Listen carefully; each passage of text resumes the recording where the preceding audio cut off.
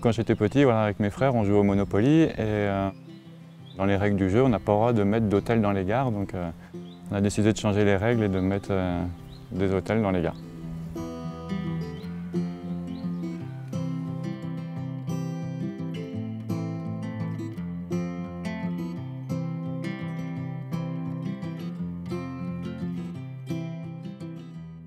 Moi, c'est Fabrice.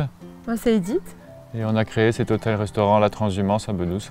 On a créé cet hôtel-restaurant puisqu'on arrivait à un moment de nos vies où on souhaitait pouvoir vivre ici, rester ici, travailler ici. Et avec nos métiers qui étaient quand même très différents, on s'est dit qu'il fallait qu'on réussisse à créer quelque chose ensemble pour travailler ensemble ici.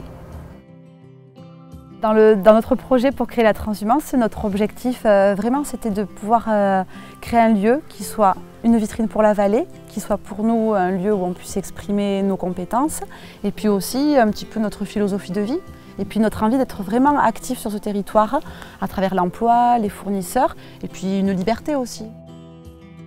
On était tous les deux salariés, moi j'étais fonctionnaire et on arrivait à un moment où on sentait qu'on avait besoin d'exprimer quelque chose tous les deux ici et avec un peu la conviction qu'on pourrait faire quelque chose d'efficace et d'utile. À la transhumance, les valeurs qu'on souhaite vraiment mettre en avant, c'est des valeurs de solidarité, mais à l'échelle très locale en étant dans un acteur économique de la vallée. Acheter, promouvoir les produits d'ici qui permettent à des gens de vivre ici, puisque c'est notre démarche de base. Pouvoir vivre de notre travail dans cette vallée qui n'est pas forcément la plus touristique et la plus riche en emplois des Pyrénées. Donc la particularité de l'hôtel-restaurant, c'est qu'on cuisine que des produits locaux qu'on va chercher ou qu'on nous amène et on fait toute la cuisine au feu de bois entre le four et la partie grillade. Tout est fait sur place. C'est vraiment de mettre à l'honneur le petit patrimoine simple mais très bon du Béarn. Avec un petit peu de piment d'Espelette quand même.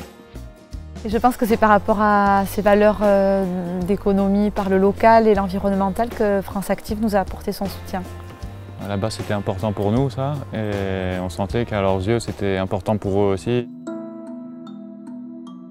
Dans notre projet de création d'entreprise, le soutien de France Active a démarré assez de bonne heure. Le premier soutien, ça a été le prêt, à travers le prêt FRIS qui nous a été accordé, qui a vraiment été l'élément qui a permis aux banquiers de suivre. Et ensuite, une fois l'entreprise lancée, on a connu des difficultés de trésorerie au démarrage.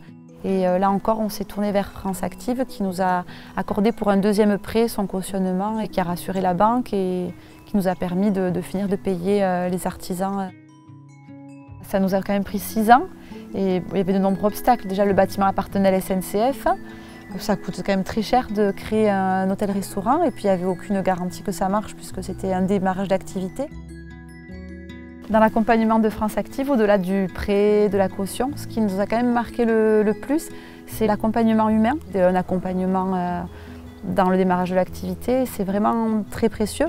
Puis ça nous a permis vraiment de créer une relation de confiance et de reconnaissance également.